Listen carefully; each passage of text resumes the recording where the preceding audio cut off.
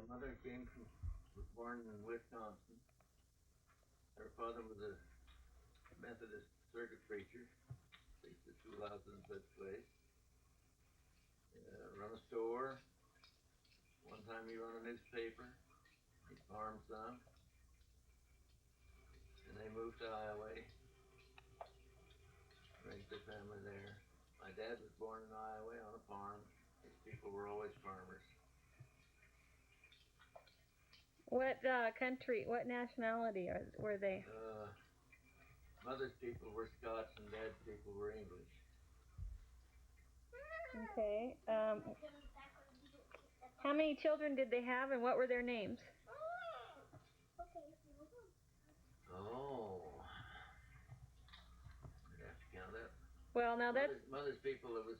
Mother was Edith, and there was Elsie and Dorothy and Ruth and Earl. There was one boy in the family.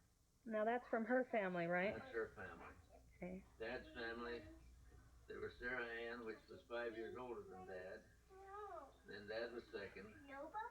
His name was Lindley Vincent, and then George and John, and Rosie and Elma and Ernest. Okay. How many kids were there in your family? Three of us. One sister and one brother. Sister Ruth and brother Lyman. Okay. How old were you when you moved to Idaho? I was 10 years old when my people moved to Idaho. And how did your family travel to Idaho? We left Iowa in the fall and went to Hoquiam, Washington, and stayed there all winter, and then came back to Idaho in the spring. Dad worked the sawmill there during the winter. I was born, and then he came back to Idaho to look for a farm. When he found one, then he sent for Mother and us kids to come. And how did you come out here from Iowa? How did you get out here? By train, on the railroad. Did you see any Indians? No, only Indians I've seen when we was in Hoquiam, Washington. One time we was on a train and went out to the beach, and there was a sick Indian they was bringing into Hoquiam to see the doctor. The only Indians I've seen. He was a big fat fella. Why did your parents move to here? Move to Greenleaf? Dad had trouble with the heat and high humidity in Iowa. He'd get overheated in the summertime and looked like he was going to have to move or die. Yeah. And that's why Mother gave in to move west. She hadn't wanted to come west, but she seen she was going to be a widow if she didn't. So. How did you hear of Greenleaf? Through the church paper. There's an advertisement in the church paper. They was wanting to start a Quaker colony here. Oh, and how did you happen to go to Hoquiam, Washington? Mother's girlfriend lived out there, and so that's what took us to there. Well, where she was a big lady, weighed probably 300, 350 pounds, stood about 6 foot. And she was a old maid? She was an old maid. School teacher. Okay, let's see. Now, what was the first place that you lived in Greenleaf? Or you lived out by Wilder? Or? Between Greenleaf and Wilder, a mile and a half west of Greenleaf along the railroad there. How many acres did you have there? That was a 40-acre farm. First school I went to here was in the basement of the academy. They had a private school. You paid tuition, and us kids just learned about doing the janitor work. Oh, how many kids were there in your class? Well, in the whole school, it was probably, maybe a dozen of us. I don't remember just how many. What grade were you in there? I was in about 3rd or 4th grade. Did you go to the academy then, the whole, all through school? 4 years I went to the academy. In fact, 4 years and a half. The year the flu hit, why I dropped out of school in December and didn't go anymore that year. Well, did you go to grade school at his academy? No, just that one year was that private school. Miss Beatty was the teacher. And she's an old maid at Homestead, just west of town there. No doubt. Oh. Then I went to school at Wilder. Oh, that's where you went the rest of your... Wait a minute. They built a schoolhouse in Greenleaf. The school board, there's too many kids for the schoolhouse up here. And we lived over in the Wilder district, and they wouldn't let us transfer here because the school was overcrowded. And so a bunch of fellows, the school board said they'd furnish a teacher if people around Greenleaf there would build a building, get a building for them to have school in. So that's what they did, to build a building, which still exists in Greenleaf, although it's been moved from where it used to be. Where is it? It's just a little ways north of the mill now. Oh. It used to be about halfway between Friends Road and Academy Road, on a cross street that used to be in there, which isn't there anymore. Is it a house now? It's a house now. It's been built onto. It's a little bigger than it used to be. The original one was 24 by 24. It's been added on to some. I think that's the house you said Holtons are living in now. Holtons are living in it now. Yeah, I went to school in that building. Oh, I'll have to tell them that sometime. And so that's where I went until I was in. They only had 6 grades there. 7th and 8th grade had to come up here to the schoolhouse. South here. And I took 7th and 8th grade in Wilder because I was in the Wilder district. I walked 2.5 miles to Wilder to school. It was the Golden Gate School, and it was not in Wilder. It was a mile this side of Wilder and a half a mile north. And that's where I took my 7th and 8th grade, and then I went to the academy for high school. What kind of toys did you have when you were growing up, when you were little? Homemade ones. My folks didn't go to town and buy toys. They generally made something. What kind of things did they make? Well, one Christmas he made a pin sled for me. The other time he made a bow and arrow. And sometimes I got clothes or books. But they were never bought in toys. My mother's people, some of them would give me some store-bought toys sometimes. Was that a pretty big treat to get store-bought toys? Well, not especially. The others were always something. The homemade ones were always something that was useful. Where the others were, well, something you could play with, but they're not so much useful as stuff that was homemade generally as a rule. Like your sled, why you had something to slide down the hill. There's lots of snow in the country those days, and hills there where we always coasted downhill in the wintertime. And with this pin sled, I had a dog that I trained him. He'd pull the sled back up the top of the hill for me, and then I'd slide downhill on it. Was he a big dog? Shepherd, just an ordinary medium-sized dog. Those pin sleds were very light. That was one thing about them. You could pick them up and carry them pretty easy. They weren't too heavy. What kind of things did you guys used to do at school? The playground or recess? Did you have toys to play on there, or swings? We played board ball, which was similar to baseball, only you only had 2 bases. One just off from where the batter stood, and another one down at the other end. And you run down there and then run back again. And to put you out, why they had to throw a ball and hit you. Oh, that's kind of like what... Instead of anybody played on the base, everybody played out in the field except your pitcher and catcher, and then the rest of them were fielders. And you took turnabout when you got put out, well then you went out in the field first, and then eventually when your turn come, you get to be pitcher and catcher, and then you get to go to bat after you've been through that process. And we used to play shinny a lot. Take a tin can, we'd make our own clubs. Which was a little similar to hockey, only. Oh, and you called it shinny? Yeah. Why? And Cause if you got on the wrong side of the tin can, you got your shins hit with the other fellow's club. Oh. So everybody was always yelling at somebody on the wrong side of it, shinny on your own side. If you didn't, you got your shins cracked with the club. That tin can really got bent up by the time we played with it all day. Did you ever play baseball? Well, we played what we call a board ball, which was a baseball and baseball bat. Yeah, So on, but you didn't ever play the regular baseball game? Not on the diamonds, no. And we played black man and dare base and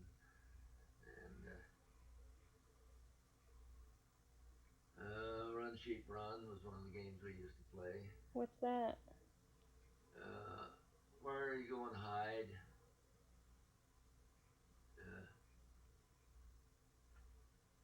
I don't remember all the rules of it too much, but when there was a chance to run, get back to your home base, and then you was free. You'd hit out, and the game was to get back there without the one that was it finding you. Yeah.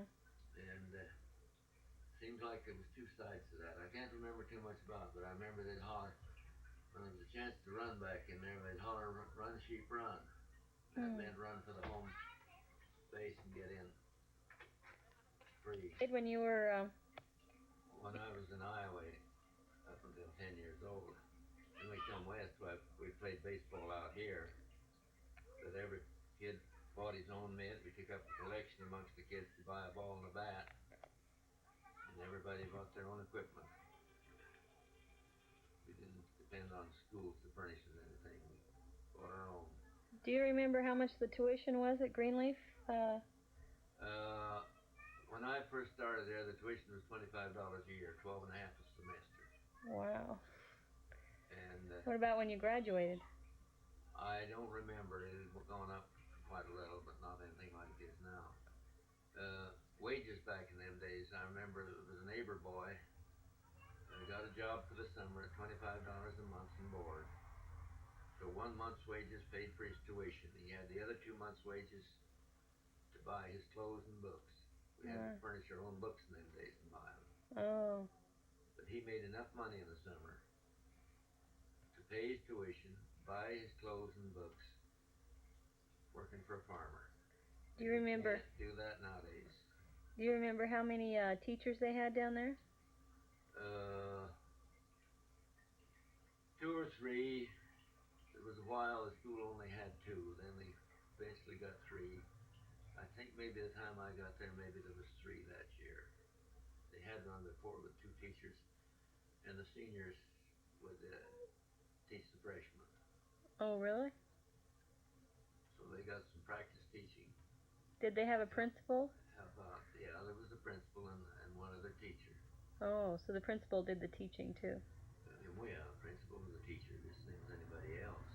Yeah. And so there was the two people, Mr. Marshall and Mrs. Hinshaw was the teachers. And then when they hired another one, I don't know whether Miss Mills was the next one or Miss Camel. Both of them came along in there pretty soon.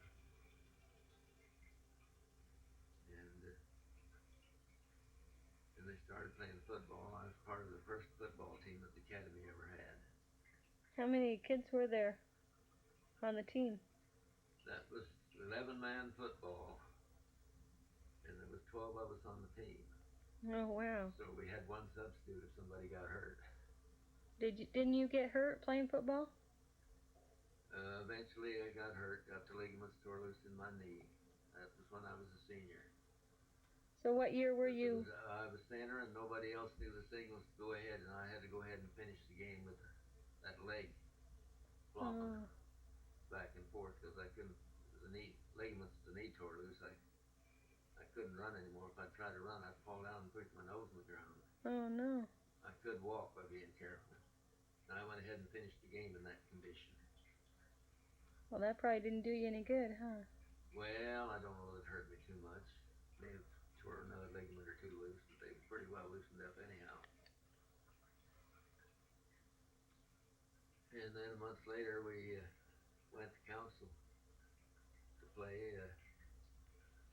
The principal up there had been at Cuna the year before when we played Cuna, and going to that game, we got in a car wreck, and our nerves were pretty bad shot time we got there, and they had some older fellas on their team, and they just run all over us. They didn't even tell us what the score was. Oh my. And so council had been losing all their games, and the principal told them he knew a team they could beat, that they could beat Greenleaf. So they paid our way up there and paid our board and room while we was there to come up and play on Thanksgiving. So that they could beat you, huh? Yeah, so they could beat us. And when we got done, the score was 82-0 in Greenleaf's favor. Oh my.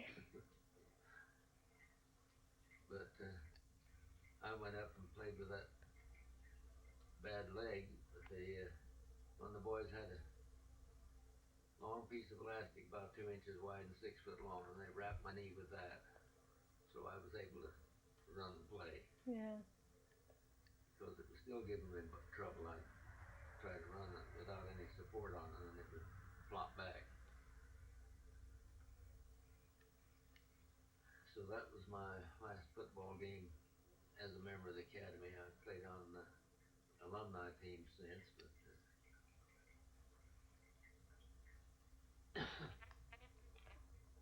she come to the academy to school. They lived at her folks lived at Melbourne. They sent her up to school here, and she stayed up here at Winslow's and walked back and forth past here. So her and I walked back and forth to school because we were both going down the same road, down Prince Road here. What grade were you in when you met her? I must have been a junior the first year she was here. And she was here a while before we started going together. And she was here, she was a year behind you? She was a year behind me. She must have been a sophomore, as near as I can remember. Because I was one grade ahead of her. And, so you knew her for a while before you started dating her? Oh, yeah. Yeah, she'd been here quite a bit before I started dating her. And I remember my first impression of her. Not much of a girlfriend for anybody, but she sure makes somebody a nice wife. You thought of that, huh? Why did you think she wouldn't be a good girlfriend? Well, she was a big flashy girl, and she knew the principal, so she was asking him all kinds of questions. She was a little late getting here. The school had been running for a week or so before she came. And new school and everything different. She'd went to public high school before. So you thought she... I don't know, that was just my first impression. Oh, she wouldn't be much of a girlfriend. She'd sure make somebody a good wife, and yeah. She sure did. Yeah. Well, how long did you date her once you started going out with her then? Well, we must have went together at least 1 year, maybe a little more. Yeah, perhaps a little more than a year. Because she graduated. Before I graduated. And then, of course, we still went together a year after I graduated. She was in school. And then after she graduated, why, in the spring, the next January was when we got married. Oh, so. Long after she'd graduated. So we dated for quite a while. Church Sunday night. That was your date, huh? That was a date. If it was real serious, why, he might take her on Sunday morning, but basically, Sunday night was the time for a date. And school parties and school things that away was. Tell me about how you and Grandma decided to get married. Or how did you pick your wedding date? Well, how'd you propose to her? We was supposed to be in best man and bridesmaid for a couple in Boise. And I went as far as Melbourne. The storm was so bad, we never got to Boise. I stayed there all night. They was getting married on New Year's. Mm-hmm. And we had thought maybe we might surprise them and tell the preacher to marry us too when they got done with the other couple, but we never got there. So her folks didn't want her to come back with me right then. They wanted get her some clothes and stuff. So it was the 5th of January before she got on the train at Melbourne, come as far as Caldwell, and I met her in Caldwell. We went down to the courthouse and got our license. Come out to Greenleaf and got married.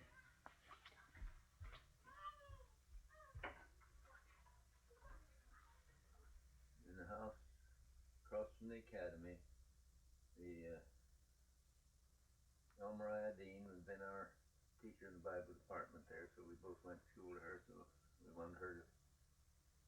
Betty and my mother and Mr. Dean were the witnesses. My sister Ruth stayed out in the car to be sure that nobody molested it while we was in there getting married. And revival meetings were going on at that time, and I guess it was 2 or 3 days before anybody found out we were married. People just thought she'd come up here to visit for a bit. Oh, really? Yeah. You didn't announce it, huh? Then they shivered us. And what did they do when they shivered you? Oh, they come with all kinds of noise-making equipment and make noise, and you're supposed to treat the crowd. And we treated them to cider. We had a lot of cider made up. Oh. And we'd give them all the cider they could drink, and some of the boys drank too much. Oh, you mean it was cider that was fermented? No, it wasn't alcoholic yet. Oh. But you can drink so much that you can drink too much water, as far as that's concerned. Were you guys living here with your mom and dad? We stayed with them for a while. In this house here? Yeah, in the house that's over there now. And there was a house here where you live that we eventually moved into. But it needed some repairs, and the weather was so bad. It was about 4 foot of snow on level that winter. Oh, wow. And we had to wait till in March before we could work on the house and get it in livable shape. So we lived there with them up until in March before we got moved over into the other house here. Did you guys go on a honeymoon? Not until the next summer.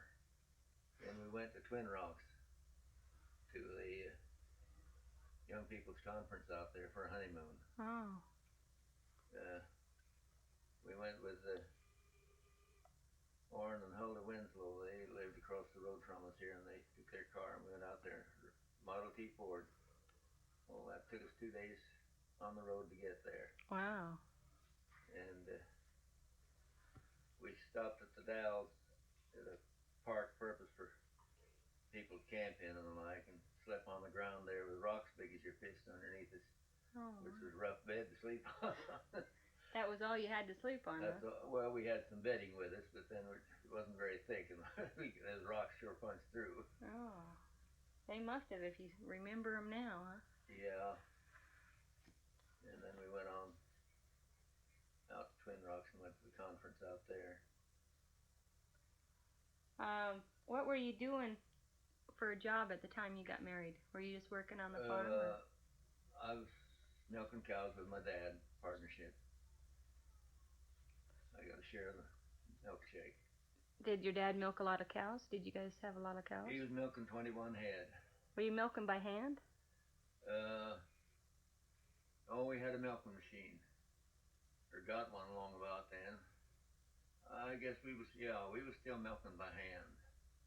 It was later when we got the milking machine. First milking machine. Yeah. Did Grandma help you? Yeah, milk? She used to go out and help milk. And that's what we did there. Then eventually, we moved down on the other end of the 80, built a house down there. Did you move down there before or after Uncle Roy was born? Or Mom? Mom was born. Mom was born. Your mother was born here, and Roy was born down there. It was between the time she was born and Roy was born when we moved down there. Oh. And you built the house down there? I built a house down there. Did your dad help you? Well, he helped some. He had a truck that we hauled the lumber out in and stuff. He didn't give you the lumber to. Well, my share of the milk had been accumulating, and they owed me quite a lot of back money from what I'd been accumulating because I was supposed to be getting a share of the milk chicken, and I hadn't been drawing it up. And so he paid up back what he owed me by buying that lumber for me. Oh. And the man who I was supposed to have been man for in Boise did a good deal of the carpenter work. Oh, you didn't do it all yourself then? Oh no, I helped on it, but then we had help. And how big was that house down there? Did it have a bedroom? I think it was 14 by 24, just 2 rooms. Oh. Was it a kitchen and a living room? Kitchen and a living, a bedroom and living room combination. Yeah. And a kitchen. And it didn't have indoor bathrooms? Oh no, just 2 rooms. Did you have electricity down there? No electricity. That was before that, huh? We lived there quite a long while before we ever had electricity there. In fact, there wasn't electricity up here at that time. There was no electricity in the neighborhood anywhere. Nobody had electricity at that time. You didn't have phones then either, huh? Oh yeah. Oh, you did? We had telephones. We didn't have any down there, but folks had telephone up here. Had for several years. Did they have one when they first moved here? Not when they first moved here. They were here a little while before they got a phone put in. Oh. But they got a phone put in. We had telephone service. And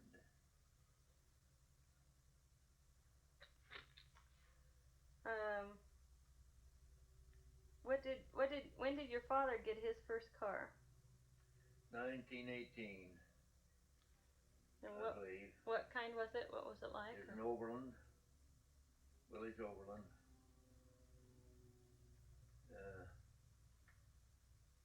The Overland people put out 2 sizes that year, 90 and the 85. The 85 was the big one. That's the one Dad got. What they called a touring car, cloth top, cloth side curtains. Oh wow! Out. And it was rather a unique engine in that. It was 4-cylinder, but it had 5 main bearings, which was unusual for most engines. Mhm. And did he have his garage at that time, or did he build his garage to house the car? It was quite a bit later when he built this garage out here. For a while we put the car in, you know where that calf pen is there where we keep the saddles? Yeah. That's where we used to park the car. Oh really? Yeah. So. And there's just room to get in there and barely get out because we pretty well filled that up. And after I'd had a wreck one night, hit a horse with it and bent a fender. It was 2 or 3 weeks before he discovered that fender was bent. You didn't tell him? No, I didn't tell him. And this boy straightened it out that night, and that's so it didn't show too much. Wow. So 2 or 3 weeks, or maybe a month afterwards, he come in and he says, "What happened to that front fender?" Oh. Oh, I says, "I hit Dines' horse the other night with it." Was the horse hurt? Scared about to death. If I'd have been a second slower, it would have been a real wreck. It was, I just hit its shoulder, and it bumped its head on the top of the car. Wow. That set it about crazy. Somebody riding it, or was it on a buggy? Buggy. Oh. And they thought they had time to turn across the road and go into the house a quarter of a mile west of Greenleaf. Is when they first fixed that road up through there and surfaced it. Mm-hmm. It wasn't oil yet, but they put fine gravel on and rolled it down, wet it and rolled it so it was nice. And I was trying the car out for speed coming back towards Greenleaf. Oh. And these 2 boys in a buggy, Harley Tooney and George Dines, with 2-horse buggy, and they knew I was coming. It was after night. Thought they had room to turn across in front of me, and they just moved the horse over enough so I hit its shoulder and head and went right on. Oh. But that bent the first front fender back. And we, 3 of us got a hold of that and pulled it back into place. The fender had a support that went up and went down through where it could turn, the rod that held it. And that just turned and the thing just kind of crumpled back, and we pulled it out there, but it didn't show too much. So Dad had drove it to church 2 or 3 times and never noticed it. Did he get real mad when you found out? No, not too mad. But so it could have been a very serious accident. If they had really got turned across in front of me, so I would have hit the horse, why, it might have killed somebody. horse included, but it was. It Yeah. just hit it enough to set it about crazy, and they had their hands full of holding it. You were going pretty fast then, huh? Oh yeah, I was doing everything the car would do. How fast? Do you remember how fast it went? Well, about 55 miles an hour was about as fast as it would go Wow. ordinarily. So I didn't see the speedometer, but I was floorboarding it. I was giving it everything it would take because that was smooth and pretty. It's a much nicer road than anything we'd had before. Yeah. So I was just trying it out for speed to see what it could do. Wow. Do you remember what it cost? What did when your dad bought that? I don't remember exactly, but probably around $800, $800 or $900. You were telling me about how he was looking at a different kind of car and was going to Chevy trade. just came out that year, and Chevy sold for $625. But I remember Dad offered him $500 and a horse, which would have been $125 for the horse. And they said, "Oh no, he was an old horse and buckney. He wasn't worth anything," and so on. So a little while after that, Dad sent me into the horse sale with him in town. I took him in there, and we got $150 for him. $25 more than what he'd offered him on the trade. So then he decided to buy. He went down and bought the more expensive car. One reason he bought the expensive one, instead of buying a Model T Ford or something that way, her mother wasn't very well, and they needed a car that was comfortable for her more. Your Model Ts weren't too comfortable. They were transportation, but there wasn't anything very comfortable about them. Yeah. So these had what, softer seats or? Oh yeah, softer seats and bigger, roomier seats, and easier to get in and out of. They weren't crank? Were they cranked? The Model T was cranked back at those days, but this car had a starter on it. Oh. So did everybody think he was pretty fancy when he started driving a car like that? There were several people getting the better cars. Most people had Model T Fords, but there was several big cars around the country. Yeah. And Days had a case, and they finally bought an Studebaker. And Dodges come out along about that time. Several people began to buy them. People were beginning to buy a little bit more expensive cars than the Model Ts. Did Grandpa Selby have a car? Do you remember? Of course, I didn't know him back. Yeah, Oh. he had a car before I ever met Rachel. Yeah. He had a Willys Knight, an expensive car, and I don't know whether he wrecked that, lost it, or what now. Remember what become of it. And at the time Rachel and I was going together, I don't think he had a car at all. He just drove a team of horses to church, as I remember. How come Grandma's mom and dad didn't come to the wedding? Because it was so far to come over here? If they knew she was going to get married. Oh, you mean Rachel's folks? Yeah. Well, no, that would have been pretty near impossible for them to come over that far because they didn't have a car to come in. Basically, we didn't have a wedding. We just went and got married. Yeah, but they knew that. They knew what we was going to do. She didn't have a special dress or anything? I don't think so. Not too special. Times were pretty hard then. Money was pretty scarce. Yeah. Her mother, didn't like it at all. She wanted to got her a nice dress and done a lot of things, but they didn't have the money to do that with.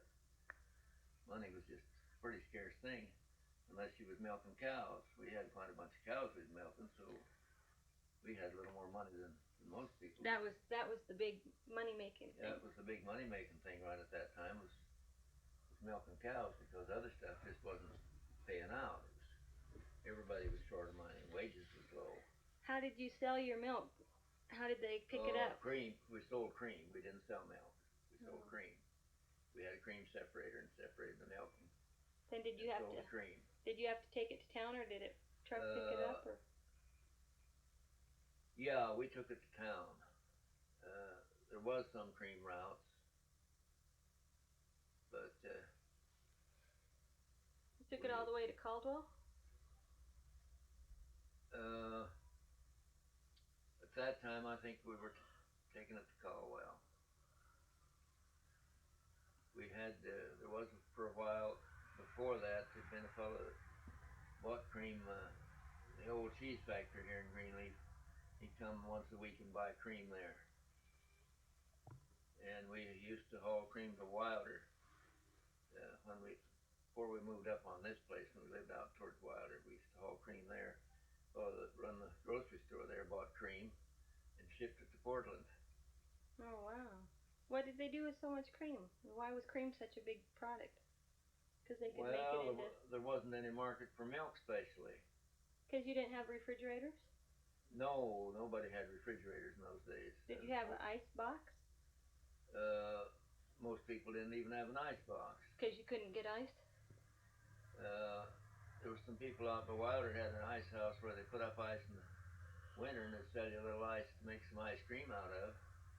That was the only place I know we could get ice even. Oh. And they'd saw blocks of ice off the ponds and put it in there and pack it in straw and sawdust. And there'd be ice there most of the summer that they'd sell out to the neighbors. Hmm. Well, what'd you do with all your milk after you Fed it to separated? the pigs and calves. Oh. So you had lot of pigs. Oh yeah, we kept hogs in those days. And your milk went to the hogs. And yeah, there was if you'd been close to town where you could have sold milk to individuals, you could have peddled milk. Yeah. But it was too far from going from here out. We even talked some about starting up that kind of a business between us. One of us could haul milk in there and deliver it around, but we never did. Yeah. Were you farming too? Oh yeah, we had the 80 acres here. We was farming. What kind of crops did you raise? Hay and corn and wheat, barley. Did any of the farmers back then raise sugar beets? Like no, they there do was no now? sugar beets raised in this area then. That was before there was any sugar beet factory in here. Oh. Did they raise a lot of potatoes? Not a lot then. The potato business hadn't got started in here too much until Was that a few before years later. Simplot? Huh? Was that before Simplot? Oh, a long while before Simplot. Oh, he started in the war, didn't he? During the Yeah, war. it was during the war that Simplot moved in. No, there was a fellow over here by Houston got started raising potatoes and marketing them someplace and started the potato business through this area. Potato Smith. He was the only potato raiser around the country here. Well, Idaho is known for its potatoes, and you never see anybody raising potatoes. Eastern Idaho was a potato country before it was down here, and there had to develop somebody to buy them before you really got into business. When some of these few fellows that like Potato Smith that rustled out and found a market someplace, then I think he got to buying potatoes besides what he raised. Mm-hmm. And gradually we got shippers that come in and bought that stuff and shipped it. But no, when we first come to this country, you couldn't sell a hog unless you had a carload of them, and then you put them on the train and shipped them to Portland to sell them. Oh.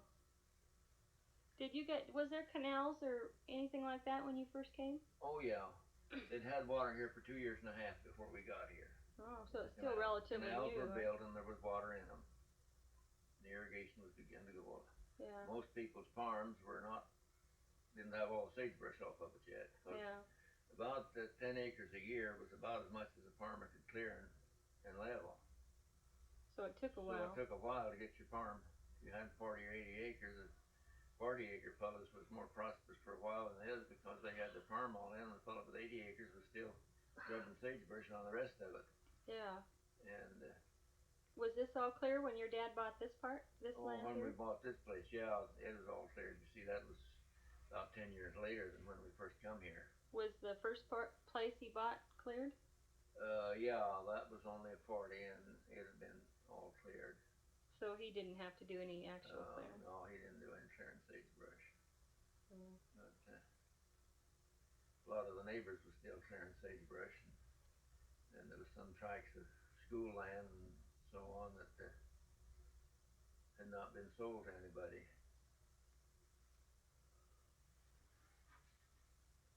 That road, that was all sagebrush. That was school land. Eventually it was sold small payment down and 20 years to pay for it or something that way, auctioned off. You mean by school land, that it was deeded to the school or something from the state? It was set aside to the sale of it was to go to the support of schools Oh, or insane asylums or various well, state government projects. oh, See, it was government-owned land, in other words, and it wasn't eligible to be homesteaded because it was state land. oh, Your homestead was federal land, and so that had to be sold and sold at a small price, and the money went to support the schools of the state. do you remember when electricity first started Oh yeah, going around? when they first began around here, and you signed up that you'd use so much. How would you know how much you could use? You didn't know. They just persuaded you to sign up for so much a month. What did it cost you? I think those early fellows that got it first had to sign up that they would buy $7 worth a month, as I remember. And my folks didn't put it in right at first. See, these other fellows were put it in first to get. They signed up a certain number of people before they would put up a line. Oh. And they were tied up to use so much electricity. Or to pay for it. And a it. year or two later, why, they put you in and you just paid for whatever you used. You didn't have to use any certain amount, but those first fellows had to use so much. They paid for so much whether you used it or not. So did your folks have electricity then? Must have been quite a while after you were married? They had electricity, I think, before we were married. Yes, I can remember. But you didn't have it down there? But we didn't have electricity down there for a long time. Just because there was no wires to go? No wires, no line, you see. We was off the main road. Yeah. And your lines went down the main roads through here. So we lived down there with oil lamps and so on for quite a while. Yeah. That must have been pretty exciting when electricity first came into play. People were quite excited about it. Thought we could do great things now we had electricity. Yeah. And electric lights, of course, gave us much better light to see to read by at night than your old oil lamps. Yeah. Were a pretty dim light. Yeah.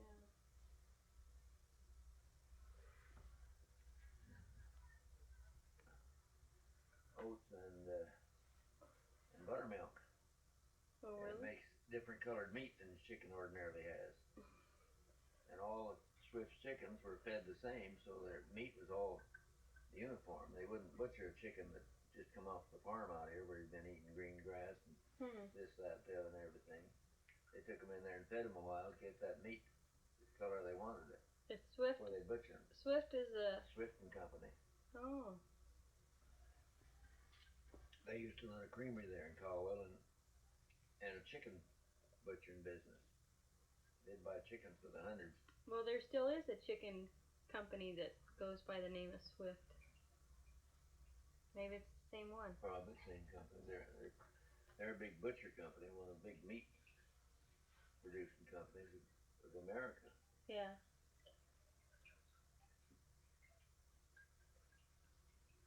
And they run a creamery there and the chicken business. You see, they had buttermilk from the creamery, and then they used that buttermilk to feed the chickens. Oh, yeah. Some of it, and they would sell buttermilk. Some of the fellows raising hogs would go there and buy buttermilk. Yeah. And the hobos that walked the railroad track, they learned where the faucet was, and they'd stop in there and turn the faucet on and get a drink of buttermilk. Well, I guess that'd be something. Yeah, they all learned where they could stop and get a drink of buttermilk by opening that faucet up, where farmers that went in there and bought it and put it in their cans or barrels to haul home. Yeah. Hose and faucet. Did they give it to the farmers? Did they sell it to them? Farmers bought it. Those hobos got it free. Yeah. Well, when you were first married and farming and stuff, did all the neighbors kind of help each other if somebody needed help? And always, you changed work with somebody. Maybe hired a little help to make a full crew.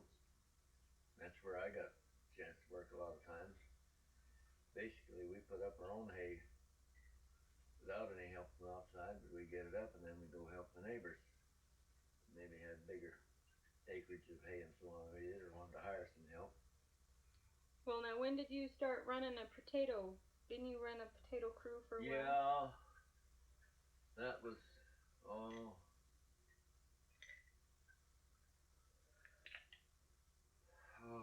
let's see. Your mother must have already been married before I started the potato crew. So it was. Because I hadn't got into that very much till Dorothy was keeping books for me, going to the field and crew boss in the field. Because I was running a truck, I had a crew, but I run the truck and hauled potatoes in town, so I wasn't there all the time. Yeah. So she was there with them all the time and kept books on, because we paid them by weight of what weight was in the row. Count the number of rows in the field and get the weight of the total field and divide that by the number of rows, and you got paid for how many rows you picked up. Oh. So she had to keep track of how many rows each picker had picked. Yeah. And so somebody had to be there to write that down all the time. Did they pick them up by hand, or did they have machines there? Oh yeah, hand picking. Oh. And drug a sack and filled it about half, 2/3 full. And then put it on a truck, or? And then set it there, and then the trucks come along and picked them up. Oh. Boy, that must have been hard labor then. Yeah, it was hard work. People who got to doing it like to do it. Some fellas had other kinds of jobs, and come fall, they like to take some time off from their other job and come pick potatoes. Well, going back a little earlier than that, do you remember anything about when your kids were born? Any of them? Yeah. Your mother was born not very far from where you're sitting. Yeah. One way or another around here. Let's see. Her birthday's in May, so like, were you around when she was born, or were you out in the field, or? No, I was here. The doctor come out here. I was here. I think I was present when all of them was born. You were in the same room, or unless they? It was Roy, and he might have been born while I was coming to the telephone to call the doctor. Oh. Because he got here before the doctor got here. Yeah. Now he was born down below, right? Yeah, down below, and I probably had to come up here to call him. Well, did Grandma have somebody with her? Do you remember if she had? I don't know. I pretty near doubt anybody being there when Roy was born. Yeah. Might have. Well, my mother might have been down there. Her mother probably came, and because in them days a woman stayed in bed for a couple of weeks. Yeah. And so their mother came and helped out. Her mother came up and helped. But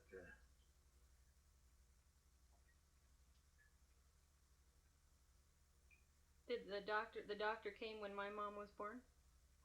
Oh yeah. We had Dr. Wittenberger. We went to Dr. Weymouth, but she would not take the case to come out when the actual birth comes. She would take care of a woman ahead of time, and little problems during pregnancy and so on. Well, what kind of? So we had to change doctors at the latter end. Huh. We got Dr. Wittenberger. He was the doctor for all 4 kids. So he Never had any other doctor but him. Yeah. Now, did Grandma see him during her pregnancies too, or did they do that? Yeah, after the first one. Yeah. First one, why we were doctoring with Dr. Weymouth any ailments we had and so on. She was an osteopath doctor. Was a lady doctor. Oh, that must have been kind of uncommon back then. And so that was the family doctor there, and then when she had quit going out on cases. Was she old? The actual birth, huh? Was she old, or just? Yeah, she was an older lady. So she was.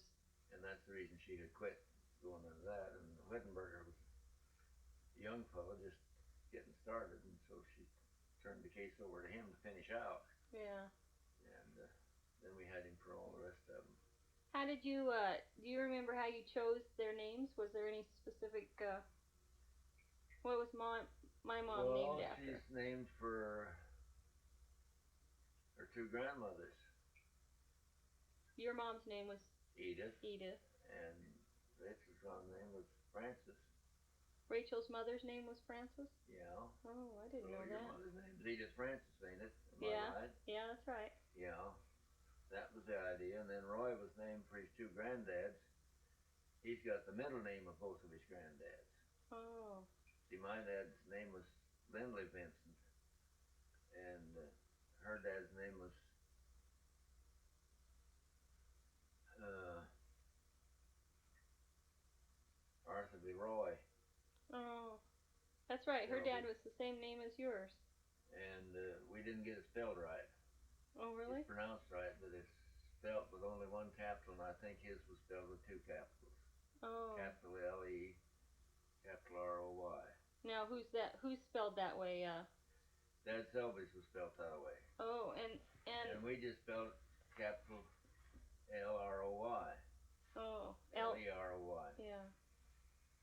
So it's pronounced right, but to have been exactly like his, it would have been spelled different. Two capitals in the Leroy instead of one. So how'd you name Dorothy? Or who'd you name her? Oh, Dorothy was a common name.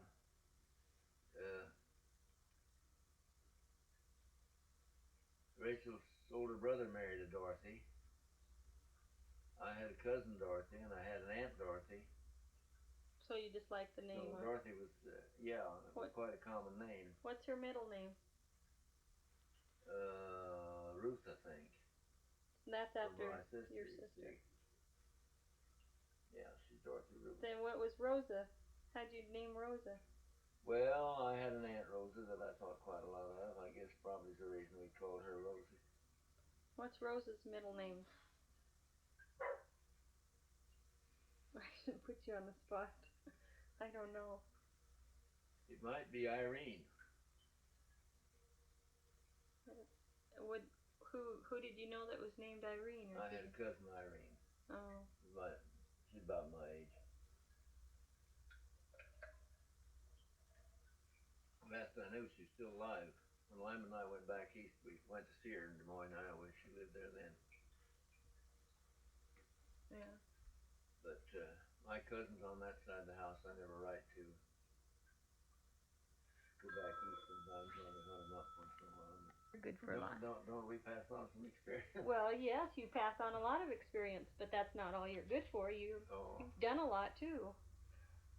Well, I don't do very much anymore. That garden out there wouldn't be half what it is if you weren't out there doing it. Well, I should have kept a horn. I quit too quick. Yeah, you didn't. Got a lot of big weeds in there. I don't know how in the world we're going to pick them tomatoes. Them tomato vines. I thought I had big tomato vines a year ago, but these things. Yeah. They just, the 2 rows of them, and they just went together solid mat. You're gonna have to go through there like a jungle vine, huh? Well, you're going to have to smash and spoil a lot to get to the rest of them. Yeah. Reach in there, but you're going to have to kind of make paths in there to get in there to get them. Is there a whole bunch of them ripening right now? Not too many yet. They're begin to be more all the time. Probably there's some underneath that might not even be on the I find some once in a while underneath where I didn't know there was any. Yeah. They're a little hard to see sometimes. But you know, that's one thing I've been thinking now next year, and sits out them berries down there. If he wants to set out a lot of tomatoes are a good money-making deal. Well, where do you sell them to, though? Everybody has tomatoes this time of year. I'll tell you, we used to take auction there in town that we take most anything to sell. Mm-hmm. When people were giving tomatoes away out here all over the country, you could take tomatoes down there and sell them at the auction for a good price. Really? They were already picked. Yeah. And these folks in town would buy them. Yeah, because buy them at the auction, and you make pretty good money out of them. But almost any farm out here in the country, if they'd have drove out here, they would have given tomatoes. Yeah, but then the people in there don't know people out here. They don't know people out here, and those were there, and they were already picked, and you could sell them pretty good price, and you can make pretty good money raising tomatoes. Yeah. They're probably as good or better money than the berries. Yeah. Of course, you got to set them out every plant them every year. Yeah. So on, they're not a permanent crop. But I read a story years ago about some old retired blacksmith down in Mississippi that was raising garden stuff. He was farming a half an acre, making a living at it. And half of that was tomatoes, quarter of an acre of tomatoes, and the rest of it was other kinds of vegetables. And he was making how much? He was making a living off of a half acre, Oh, wow. and half of it was tomatoes. That was his big crop of tomatoes. Yeah. And the other was just all kinds of vegetables, which didn't make so much money. Yeah. But tomatoes are good money. And what he would do in the fall, he would pull his tomato vines and take them inside the building and hang them up upside down. And he had tomatoes to sell all winter off those vines. Oh, yeah, because then they would ripen. They keep on ripening. You hang them upside down and they keep on ripening. Hang them to the ceiling with the roots up. And I took and put tomatoes in the cellar over there sometimes out of the way and hung them up and had tomatoes way into the winter. Yeah. Get them in there before the frost hits them. Yeah. Yeah, he could make some good money there raising tomatoes. Well, you seem to have a pretty good green thumb at raising tomatoes. We should get you to do They're it. an easy thing to raise. Men supplying him had died, and he was looking for a new supplier. I went through there selling peaches. And he says, would you fellas be interested? And I'll buy all my vegetables and fruit from you if you'll supply me. Yeah. And I would have went into it if Riley went along with me. Who's Riley? Riley Combs, He was Virginia Tuning's uncle. Oh. Him and I were working together in those days, but he wasn't game to tie himself into it. He had relatives enough to make the labor to raise the vegetables. I had the land. Yeah. And he had access to labor enough to done it. And between us, we could have hauled them to market. Yeah. But for me to try all the thing, do all the managing here, and hiring help and so on, and then do all the trucking over there, yeah, it was too much. It needed two of us. Well, you were still milking cows for your dad? Yeah. And it needed two of us. Riley could have done the hauling, and he had enough relatives around here that was doing that kind of work. Anyhow, to have made labor enough is what we would need to raise the vegetables, and then we could have bought fruit from these orchards over in Sunny Slope and all around. Yeah. And haul fruit over there. In fact, that's what we was over there with, was a load of fruit that we'd bought over here. You might have made your million. We could have worked up to something big if he'd have been game to go in, because he was good at that trucking and that sort of stuff. He just didn't want to take the risk. He was just a little scared to get tied up too much in it. I don't know whether he thought the partnership would be too much or not. We worked like partners without any previous agreement. Oh. We just operated that way, helped each other. I'd find a load job of hauling spuds or onions, I'd holler for Riley to come and help me. Yeah. And if he found a job someplace, he'd holler for me to come and help him. Yeah. And whoever had found the job, the rule was amongst us, he got a penny a hundred extra over what the other fellow got for getting the job. Yeah. So if I got the job, I got a penny a hundred off of what he hauled, and if he got the job, he got a penny a hundred off of what I hauled. Which added up a little bit, huh? Paid you something for rustling the job. Well, that reminds me, Grandpa, you were going to tell me about, I asked you a while back about the Depression, if you remember the Depression, and you were telling me about a depression the rest of us don't know about it when you were ready to go to college, and the market went out on the... that would have been back in the 20s. Mm-hmm. Then we had one in the 30s that was worse. Yeah. Well, 1929 is when the stock market crashed, I guess. I think is what somebody told me.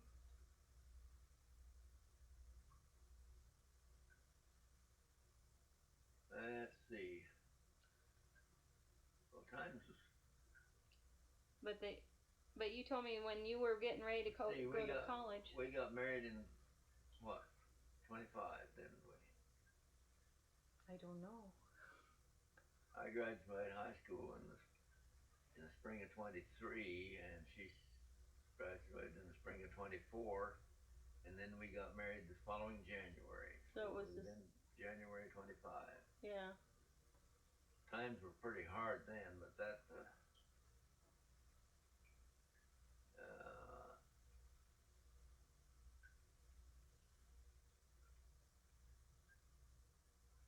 yeah, along in the early 20s there, time we got married and so on, things was pretty rough. Well. And then there was the big crash that come later. Yeah.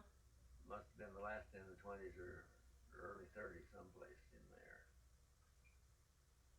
What do you remember about that? Then everybody was just destitute here, and the government come out with this.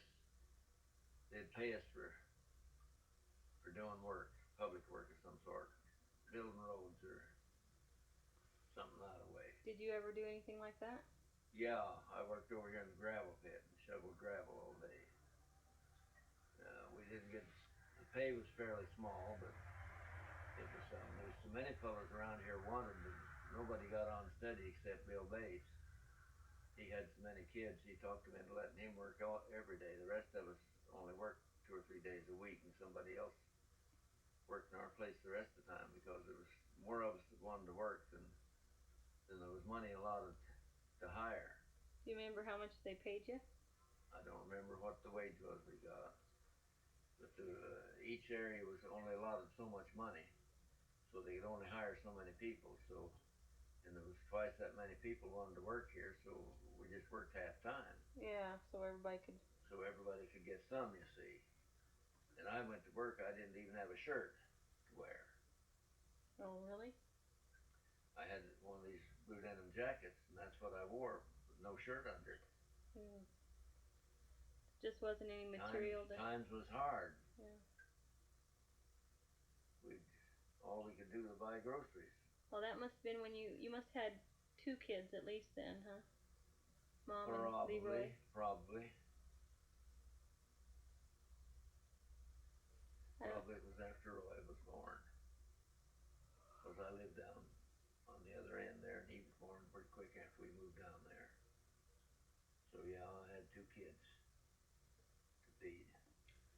Did Greenleaf have a store up here when you guys first moved here? Was there a grocery store? Yeah, there was a grocery store before my folks come to this country, but it was down in the north end of Greenleaf. It wasn't where it is now. Yeah. That was an orchard there where that is now. Oh. And a 2-story house where Benny Roberts lives. Mhm. Benny took the top story off of it and got it down to a 1-story house.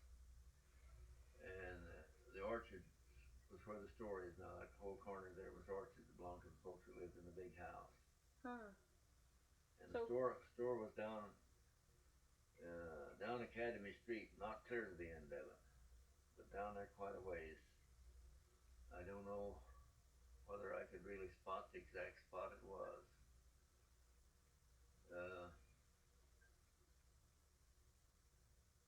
Well, you know, you go down there. Well, there's one road right there just with the schoolhouses that goes east, and then you go on down another block, and there's another road that goes east. Mhm. And there's a big house on the inside of that corner. Yeah. An Antrim house. Uh-huh. Well, that was the nicest house in Greenleaf, and he owned a store that was a half a block or block north of that. Oh. There was no block there as far as that was concerned because it was sagebrush all around there. But it was just about that far. About that far. So it was his on store? On the east side of the road. The guy Antrim owned the store. The fellow owned that nice house, owned the store, and his brother was running it because he was farming as well as owning the store. And then that brother left, and then he got in and run it a while, and then he sold it to Herlocker, and Herlocker run it a while, and then it changed hands. Well, who moved it?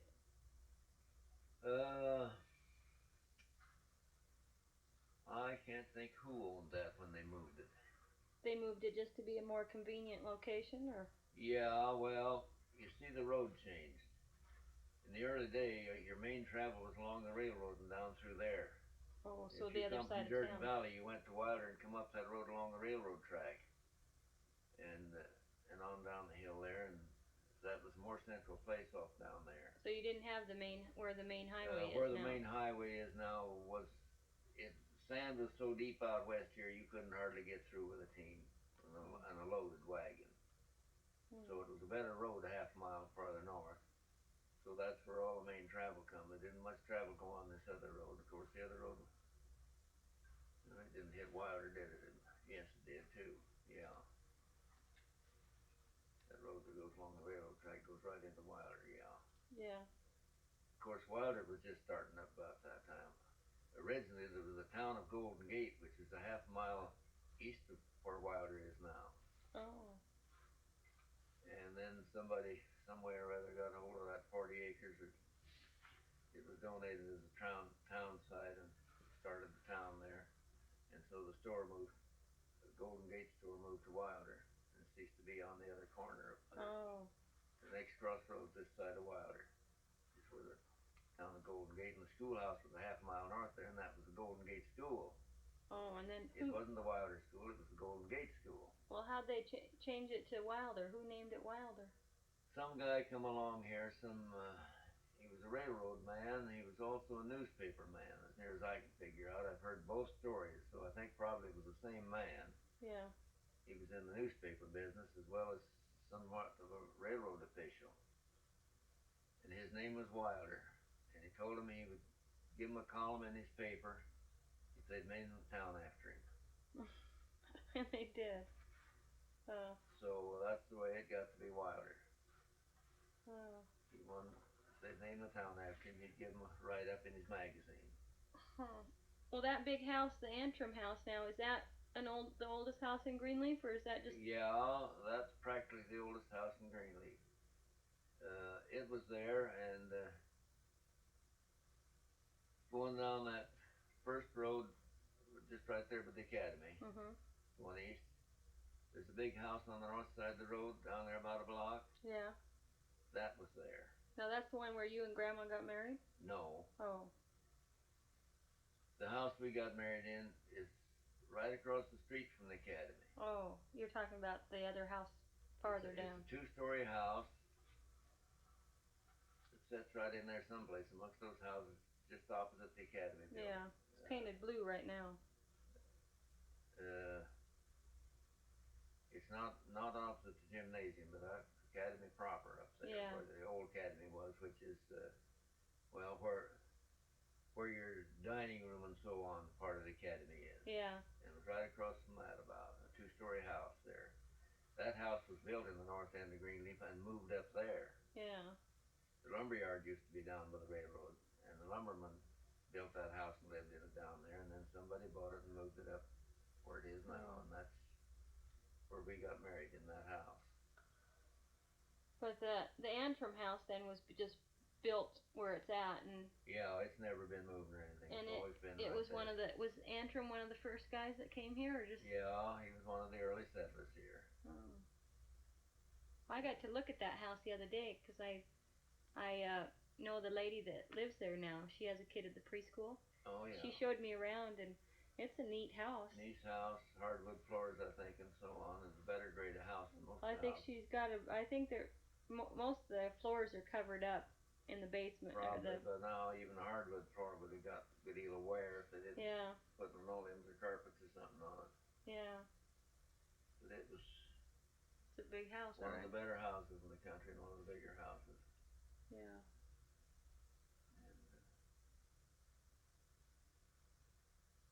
Yeah, those, in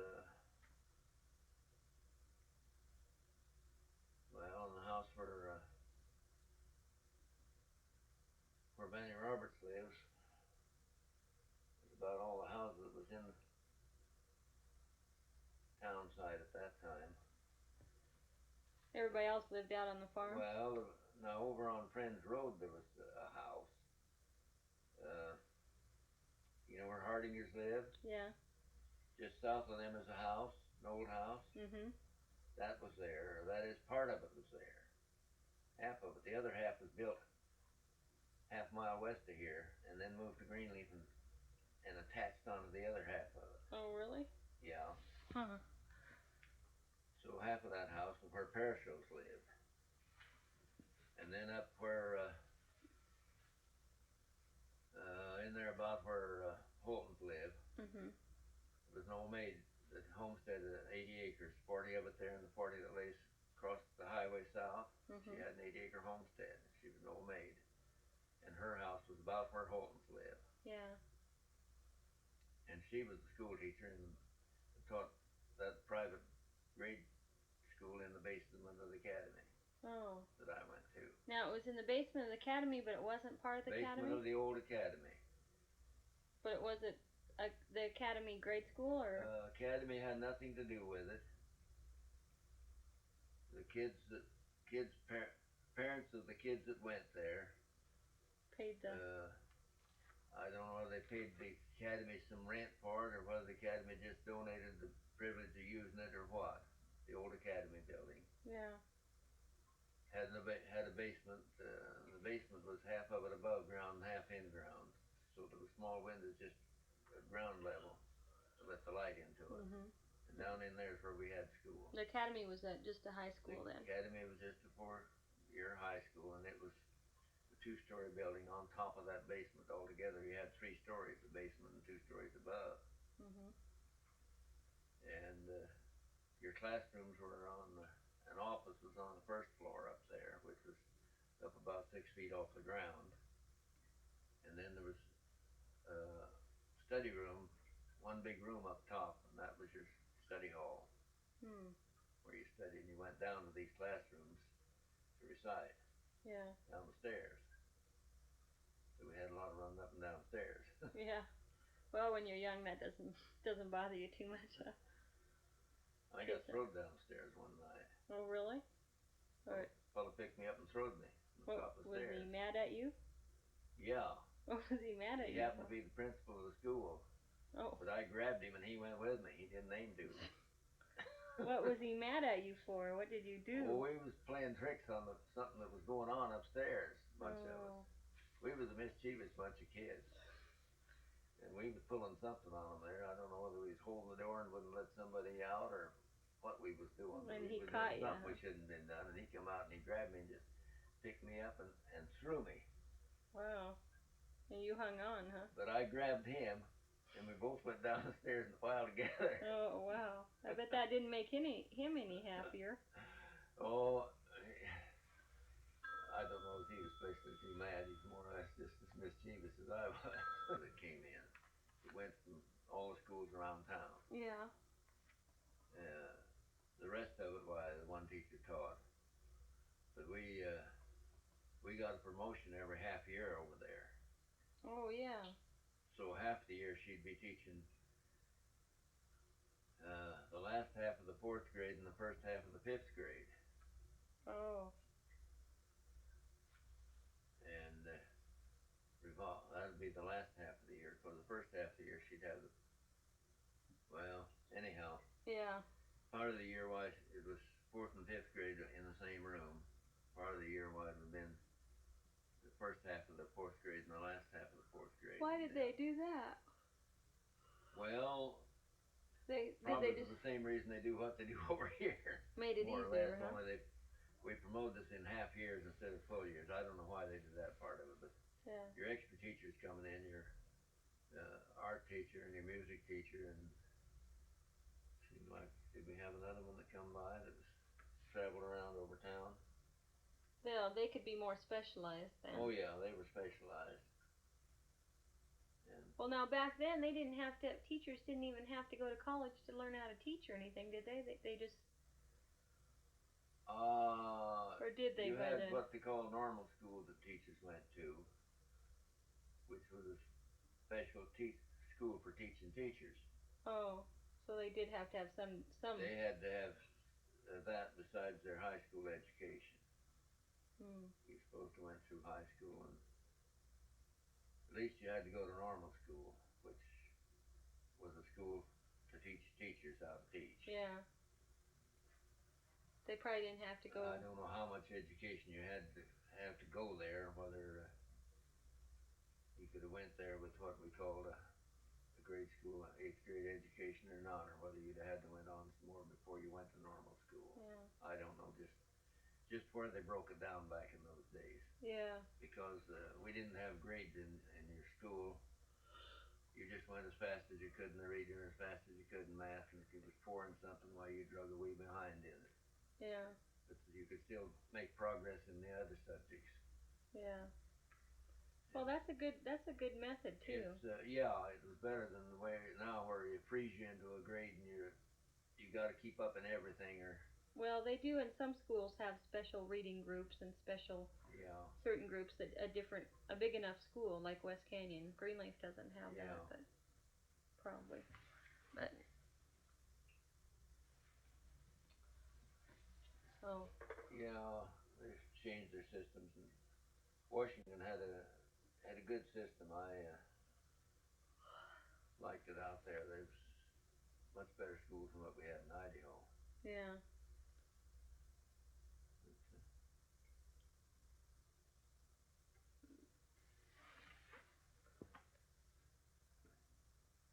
We went up and went around town there.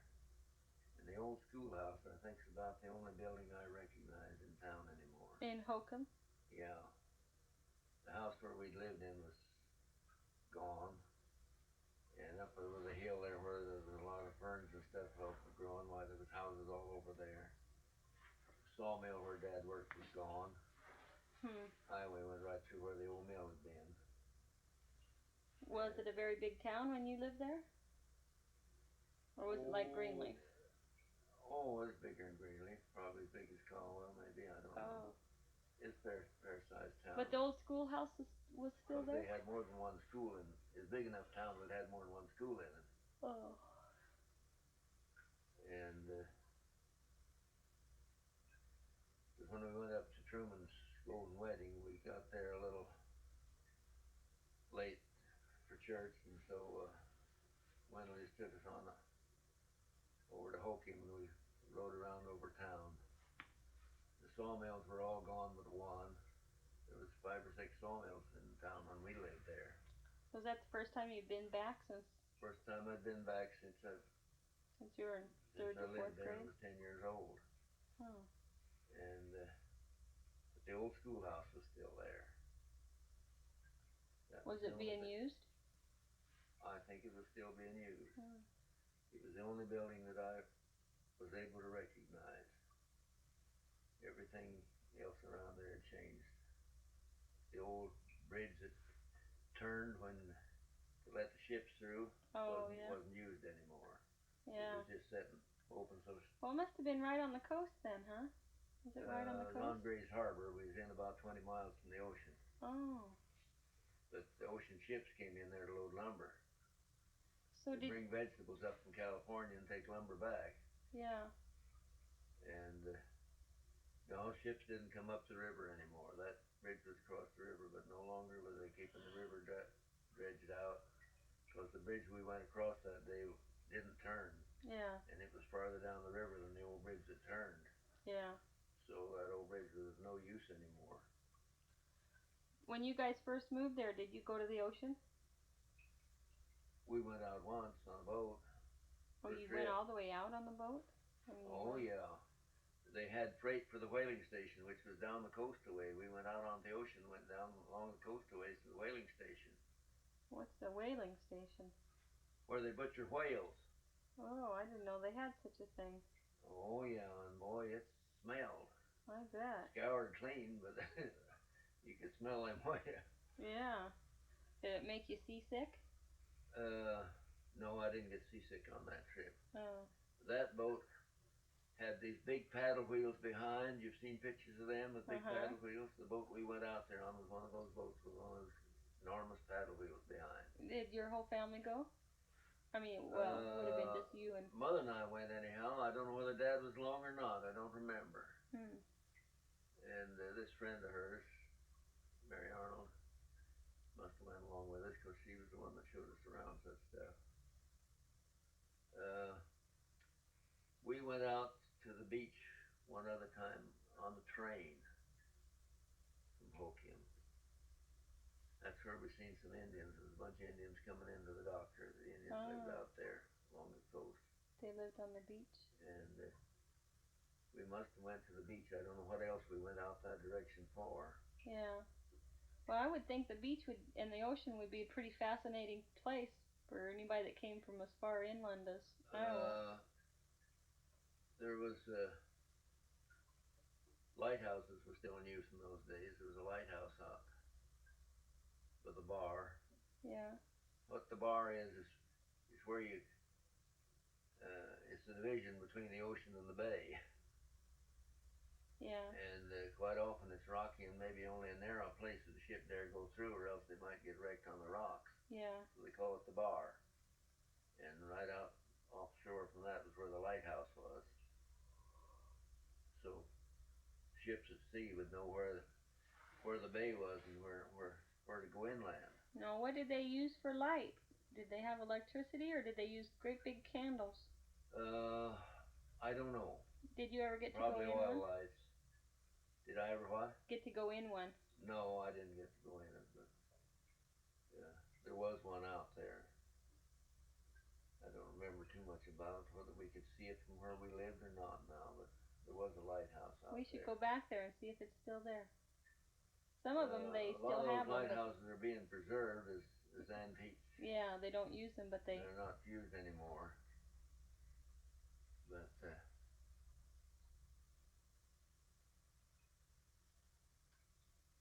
no, we was inland about 25 miles, I think they said. But it was Gray's Harbor. It was a bay, inland bay there. Yeah. And get a strong wind and it'd hold the tide in. We couldn't go back out. Really? And the water'd stay high all day. Boy. When the tide come in, water come up pretty well to that bridge across the river. When the tide was out, you had room, small boats could go under the bridge. Uh-huh. But when the tide was in, your small boats couldn't even get under the bridge to come up there. Especially if there happened to be a wind from the west, it'd hold that tide in till it couldn't go back out to sea. Boy, that you had to be careful when you went on a boat, huh? Well, basically we wasn't riding boats around there too much. Yeah. But well, how long did you live there? Just we went there in the fall and left in the spring. We just there one winter. Mm. We never spent a summer there. Did you say your sister Ruth was born? She was born in Iowa. Lyman was born in Oh, Hokiam. Lyman. He was born while you were there. Yeah. So your mom was pregnant with him when she came? When she came west. Yeah. Hmm. That's one thing that made it kind of a rough trip, and Ruth was pretty small, and yeah. So many days on the train, she got pretty tired and cried a good deal. So did you help a lot? Dad had to help take care of her. Well, I was big enough to take care of myself, and that was about all. You didn't help take care of little sister, huh? Well, I don't suppose I did very much. Were you an ornery big brother?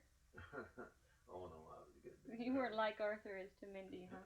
Well, it was 10 years difference in their ages. Yeah, but even 10-year-olds can be ornery. Oh yeah, well. Especially if you think you're too big to. Sister was a pretty important person in the world, anyhow. Yeah. And yeah.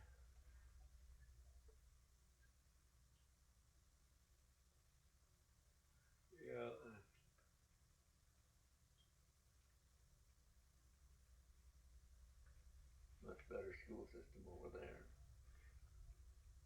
Hokiam. This will take you down to see her. She went to the same school that I did, the same time I was there. But she was in a different grade, so she was in different rooms. Yeah. But she was there. And her people were missionaries that came there to the Indians before there was a town of Hokiam.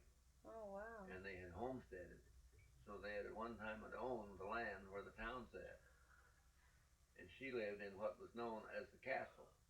Really? What, a great big house? It was a great big fancy house. And it was known as the castle. It was the finest house in town. Was her folks built it, or? Her folks built it. They were pioneers that were there before there was a town. Oh, wow. And then when the town sprang up, the lumber business got started, and they got the lumber out of there. You see, the price of land went up, so her folks were fairly wealthy. Huh. And she hadn't been back since she was a little girl, so she was quite interested in me telling her what the town looked like now. Oh, 'cause you had it'd been after you were back It was there. after I'd been back, and she hadn't. Huh. She'd moved away and married and moved away and been away from there all these years.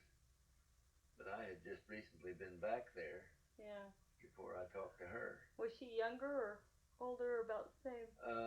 She must have been about my age, maybe a year older or something that way, because I think she was in Miss Arnold's room and I was in Miss Haynes's room, and Miss Arnold was the next grade higher. Boy, how do you remember your teacher's name? I think there was only about 5 or 6 grades in that school. You went on to another school for your 7th and 8th grade work. Mhm. And so I think she was probably a year or so ahead of me in school.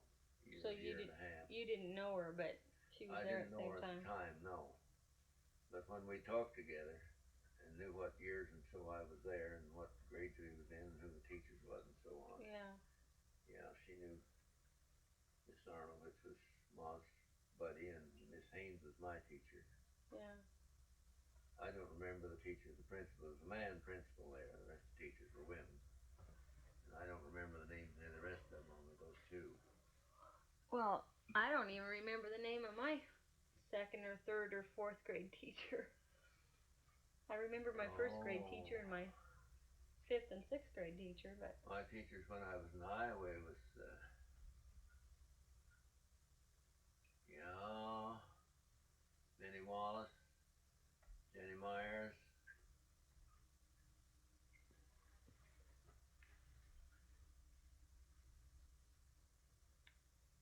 I don't know whether I had any other teachers besides those two or not. I might not have since you were in 3rd or 4th grade when you came out this way.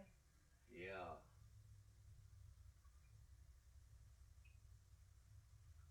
There was another teacher that took over there. Oh, yeah. There was another teacher, but I didn't go to school to her. Her name was Mrs. Cottingham. And they kept me home and taught me at home that year. Because they didn't like her or what? Yeah. Huh.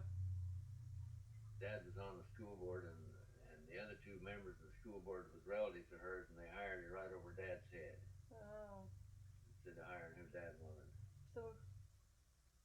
They were just giving their relative a job. Oh. She wasn't too much of a teacher. So your mom's. Huh? So your mom taught you My at mom home? taught me. I stayed home and studied at home that year. Yeah. So there was 3 teachers during the time I lived there. Yeah. And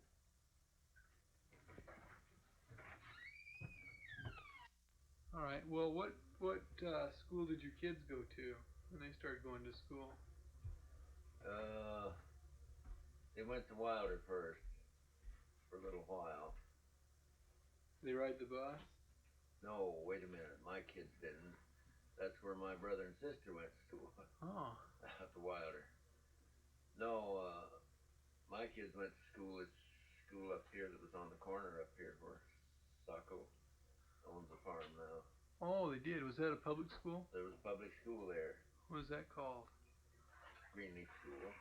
Greenleaf. And yeah, there was a 2-story building there, and then you got more kids than they could hold in there.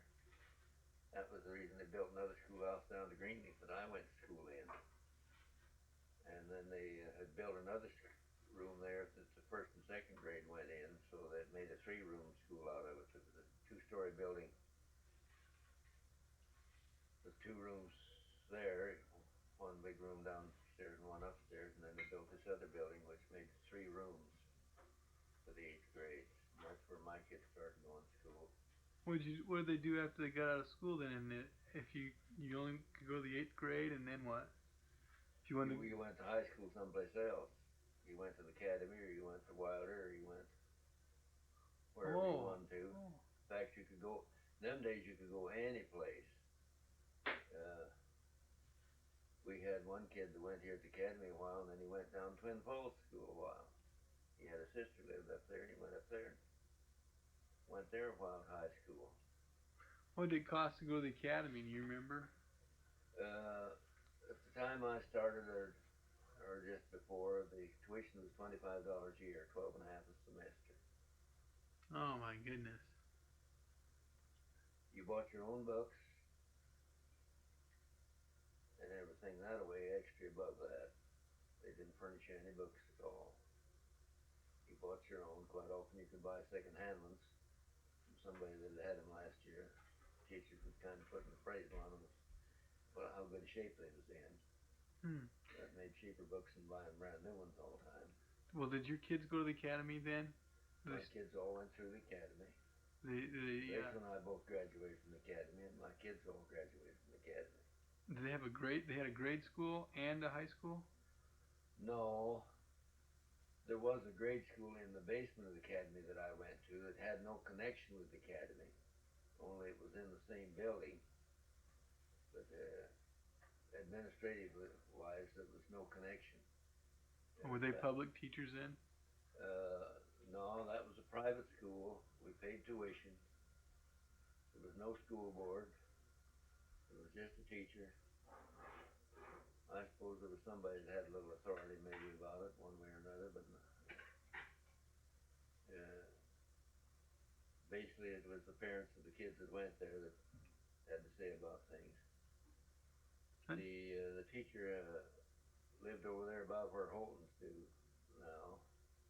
The house she lived in has long since been gone. She homesteaded that 40 acres and the 40 that lays across the highway south. She had an 80-acre homestead. She was an old maid. Is that the same teacher that taught your kids too? Oh no. No, she was a rather elderly lady when I went to school to her when I was 11 years old, 10 years old.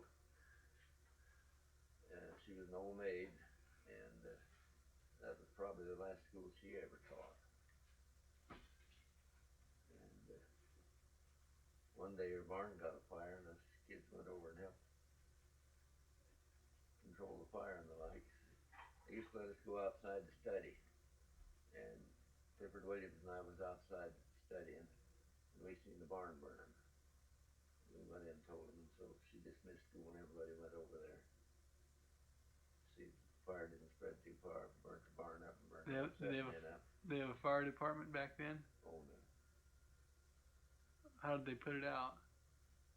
Let it burn out. Burn out. It just didn't spread it to any place else.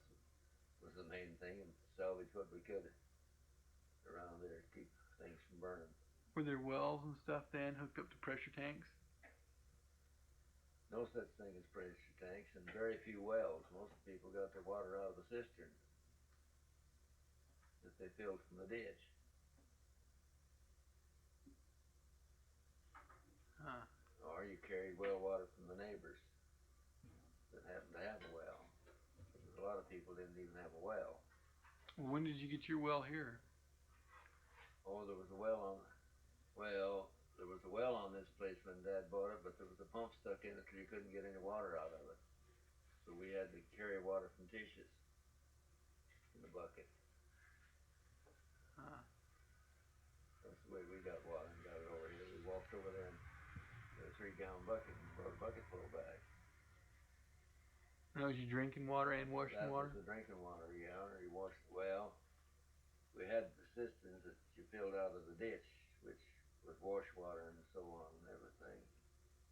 But our drinking water we carried from Tish's across over there. And back in those days, some people would put up tanks, elevated tanks and so on, and sell water to other people that want to come and buy a tank full and take home and put in their cistern maybe. Maybe that's what we got to do here. The early settlers either went to Snake River or Boise River to get their water and haul it out to their ranch. What'd they haul it in? Big tanks of some sort or other, barrels. All wooden. Barrels big. All wooden. 50-gallon wooden barrels. Yeah, that was the main thing you hauled water in back in those days. Was 50-gallon wooden barrels. Well, how'd they get them from the river up to the wagon? In a bucket. Walk and carry in a bucket. And sounds like a lot of work. yeah, a lot of turn. And Uncle Mose Tucker could unload one of those 50-gallon barrels that was chock full without spilling any water out of it. Could unload it out of a wagon. How do you do it? By main muscle and strength. Put his arms around the thing and let it down onto the ground. Well, I could unload the barrel, but I don't think I'd unload it. If it's full of water, you might spill some. I think I might just kind of like let it roll off. No, it took a lot of know-how to get that down to the ground without spilling it. Now, it's easier to let it down than it would be to load it up. If you had to lift it up, that took a lot more muscle. But he was great for doing all kinds of stunts that nobody else could do. Thrash machines used to, he'd in a separator. You always had to lower the hind wheels to get them level like they would to work. And he would get under the separator, take his feet and lift those big separators up and set them over into those holes. They dig the holes right beside the wheels. Instead of digging them in front and back and roll them in, he'd dig them beside. Then he'd get under there and lift that separator up and set it over in those holes. Lift it with his feet. Must have been a stout man. And he liked to show off. I'm gonna do a fade here.